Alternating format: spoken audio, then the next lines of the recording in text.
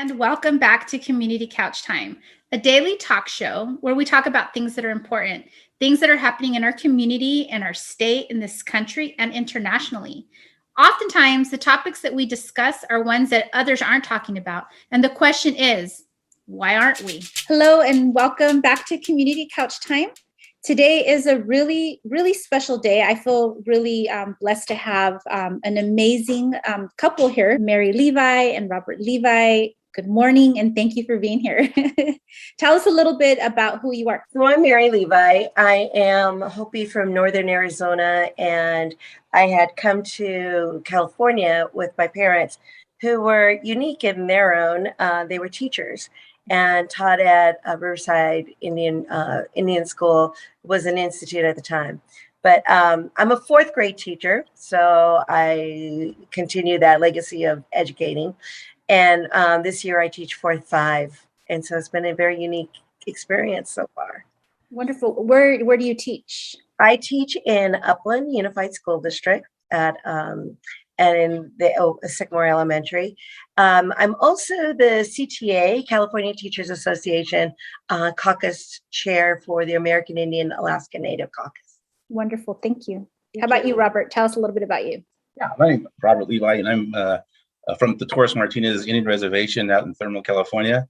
I'm retired, 3 years out of teaching, where I taught at Upland High School in the same district that Mary is in. I taught advanced placement college prep U.S. history for 38 years.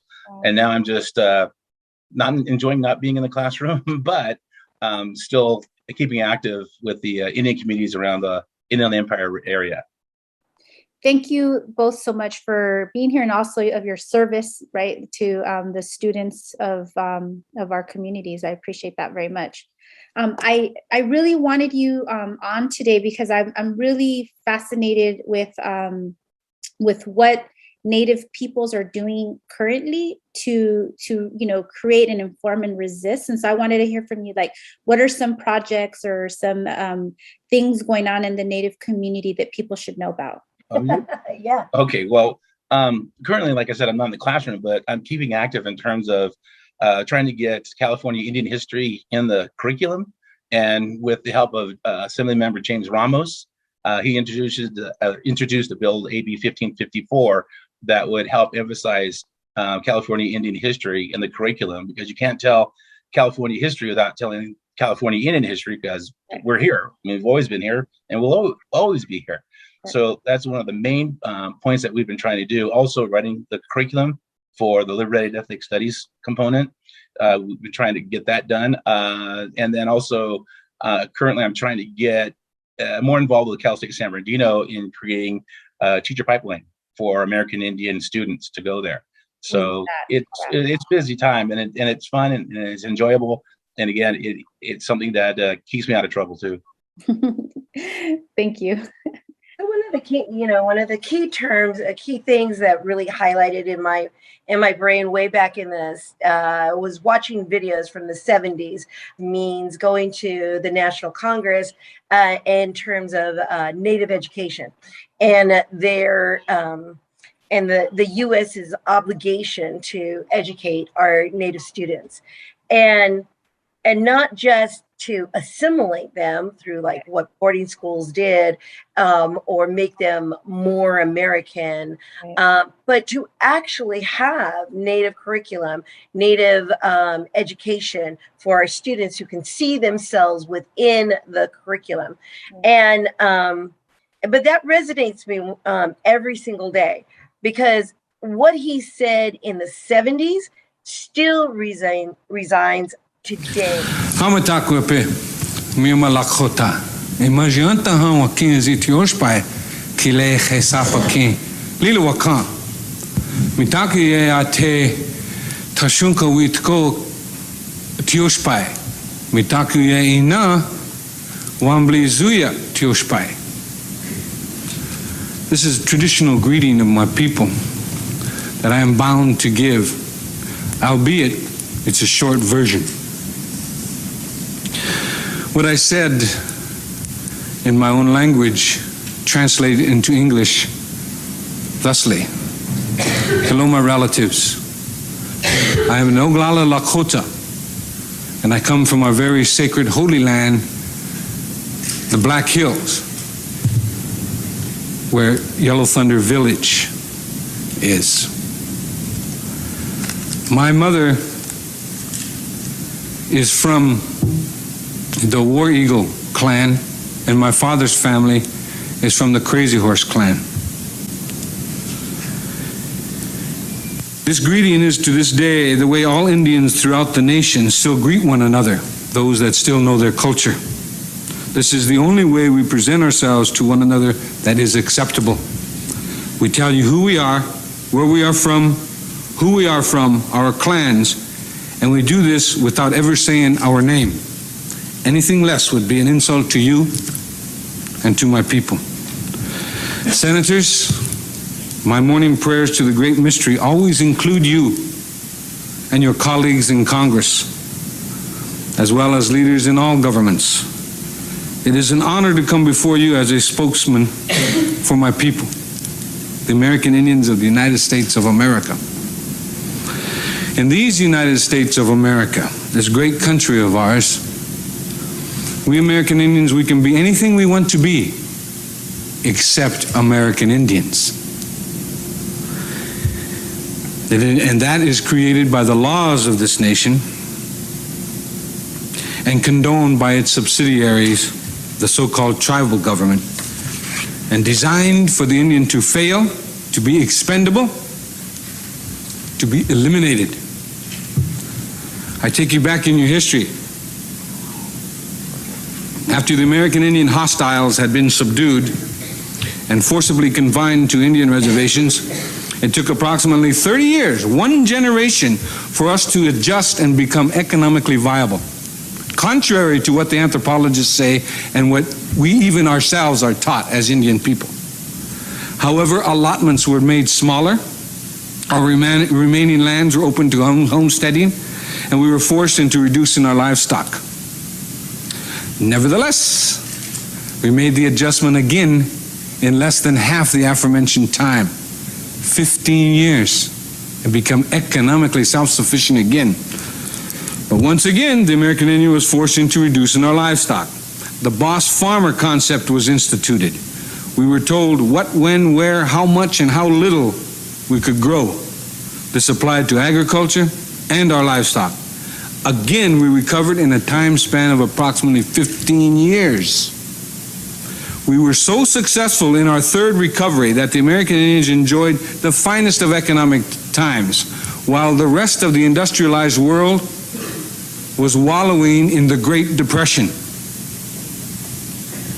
It was then that President Roosevelt introduced the Howard Wheeler Act, better known as the Indian Reorganization Act, the IRA, which institutionalized the so-called tribal governments, which are not one of our institutions, and it is still foreign to us this very day. We have yet to recover. American Indians are human beings. We are supposed to be citizens of the United States of America. We fought in your wars in other countries. Our Navajo Nation code talkers served and saved this nation in World War II. We have the inalienable right to joint venture with whom we choose, as long as we do not harm nor commit fraud upon anyone. Currently. Yes. So if you watch that video, you can see everything is the same thing that's going on now. But now there's a lot more key players that are happening and making that change in that movement. We are getting more Native authors. We're getting more Native lawyers who are going in and arguing. And then in California, especially with James Ramos going into being an assemblyman, was a key, one of our key components of the connection between our communities and our educational system. And that's what we're all about. We're all about that educational system, because I think that is going to be the change that we're going to need to really bring out what our true voice and our truths are in the stories that are being told in our schools. So, and I teach 4th and 5th grade. fourth grade is that key time where that's the only time you hear about California history. But only like 1 month, maybe you're hitting Native American curriculum. Right. And you're not cycling it throughout the whole year. And that should be changed, because it should be in your science, it should be in your social studies, it should be in your writing, it should be in your reading, it should be in your music, it should be in your arts. And that's not happening. And so that's the big tough issue. Yeah, that's important. Thank you for bringing up the 1554 legislation. We need to make sure to support that for sure. Right. Yeah, and so Robert, you mentioned the Liberated Ethnic Studies curriculum. Can you tell us a little bit about the lesson that you have that shows the Native American impact on rock and roll? Oh, that one, yeah. Oh, yeah. Good. Yeah, we had the great opportunity with working with the ethnic studies out of Cal State Northridge, and with Teresa Montano helping me out.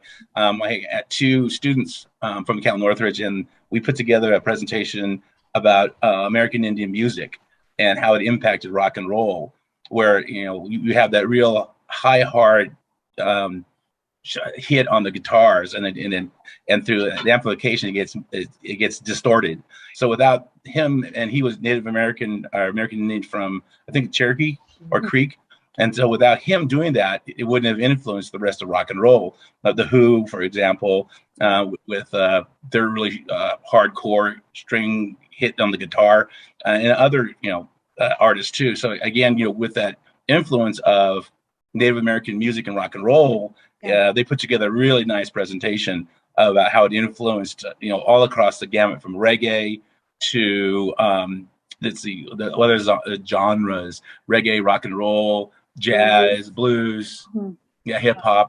So again, without us influencing other ideas that come across in American music or even American history, that we had an influence, and we're having an impact even on today. A lot of when I taught my class, World War I had code talkers too, but they weren't the Navajos; they were the Cherokees. And so they were the first code talkers, but then we really look at the Navajos, who kept silent until 1964. And again, not one of them told the secrets of what they were doing. But again, it's all based on language. Right. And again, that's important for today too, is that we have a revitalization of our language. I'm 64, and I'm in a language class out of Pechanga, and learning my kaweya language. And some of the stuff, or some of the words, some of the phrases I remember my father and my grandfather talking about, and my aunt. I'm finding out, oh, that's what they meant. Oh, that's what they were saying. And sometimes it's like, oh, yeah, exactly. Oh, I shouldn't. Now I know what they were talking about. But I mean, it's you're talking about enlightenment. Even when you're old like me, you'll say, oh my God, this is so cool. And so again, going through your culture, you have ever enduring ideas or concepts presented to you. Bird songs for us kaweyas. My father and 3 other elders back in 1980 got a grant and revitalized their bird songs. And from those 4 individuals, bird songs came back, and they came back just rampant. And with that, the language, the culture.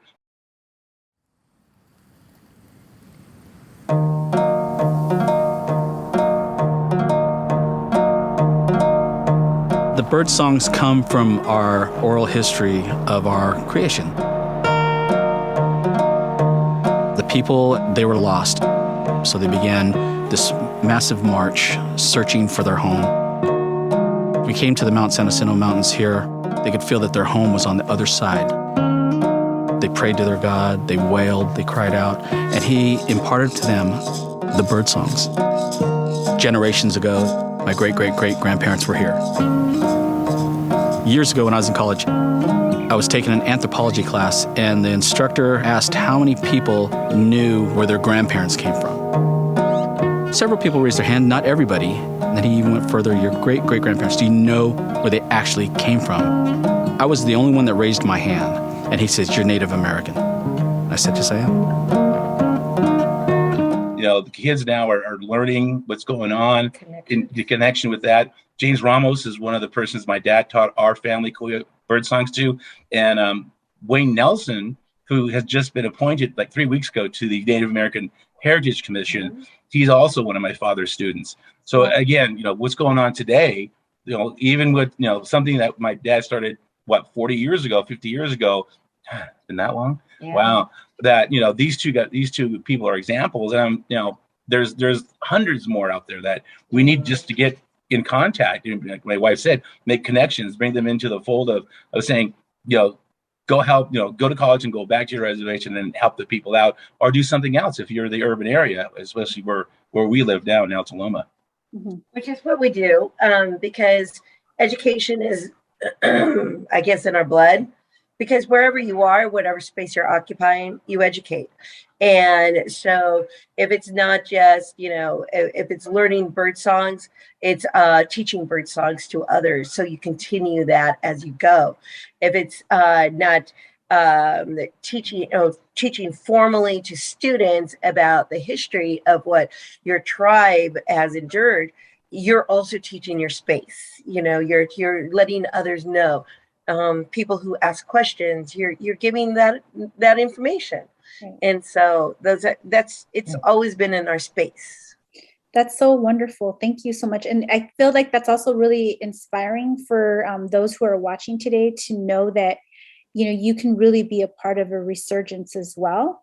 You just have to listen to your elders, right? Because they're not always going to be here. Listen to those that, that have come before you and hear their stories, and then do more research. And then that's such a beautiful contribution to the world that those bird songs were brought back. And so, yeah, that's really something to be proud of. And so I want to thank you for sharing that. Mary, I know you've shared with us before. We did an ancestor acknowledgement one time. Right. Yeah. Can you share with us a little bit about the ancestor that you acknowledged?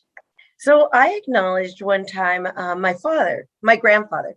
My grandfather was Fred Caboti. He's a Guggenheim Fellow who got a Guggenheim Award for his his artistic talents. He was taken away by the Army from the Hopi tribe, or from the Hopi reservation. His uncles went to Alcatraz and were imprisoned in Alcatraz for not allowing their children to go to school. So I've had relatives who've been in Alcatraz, but and not in a good way, but all because of education. And he was taken away, and he was lonely, and he was scared.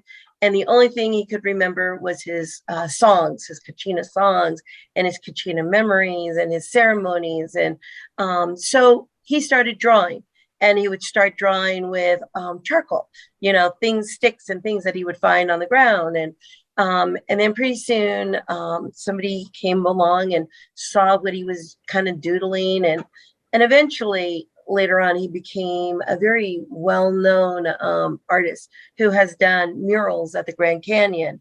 Wow. And the Watchtower, and murals in Painted Desert, and many other places and spaces. And he started the Hopi Guild shop and started doing silversmithing to help the economy out on Hopi. And another was also joined by a group of men to start a cultural center that had a restaurant and a hotel, again, building up economy over in the Hopi tribe. And all during the time, he was very much a traditionalist. And so we were raised that way. But in every space that he occupied, he would always acknowledge, I'm teaching you about our Hopi people because I want you to understand us and not necessarily despise us or talk against us. I want you to know what these things mean to us. And so, and from there, I think that is where we learned that wherever we occupy, that's what we do too. Yeah. I want to thank the two of you for your service as educators, and thank you for being here today and sharing this with us and inspiring us to, continue to keep the traditions alive and to be respectful to, the Native people whose land we're sitting on today. Thank you so much. Oh, and the documentary is called Rumble, and the Native Americans, his name is Link Ray, but that's what the two kids took and just branched off into all the other rock and roll and music from America. So can I also add too, Absolutely. the one thing that if we were going to inspire anybody and ask for anybody to do the next steps is to continue education. And we have a lot of Native people who are lawyers. We got Native people who are going into medicine, which is great. Wonderful. But we don't have enough Native people in education. And in order for us to change that system, we have to have people who can tell their story and look like us and engage in our next generation of saying we're vital. We need to be heard. And if you want to get in touch with us, kaweya at verizon.net. Please, yeah. Thank We're always available. Oh yeah. Thank you so much. I'll make sure to also put the link to that in the comments. So much for this opportunity Thank too. you. It's been great. Thank you so much. All right. All right. Well, that was loads of fun. I wish I could keep hanging out with them too. Always lots of laughs when they're around. But all good things must move on. And so now we're moving on to our community couch time discussion prompt. I'd like you all to research modern Native authors or musicians or actors, producers, writers, and directors. Tell us a little bit about them and how we can enjoy their work. Thank you, and in la catch.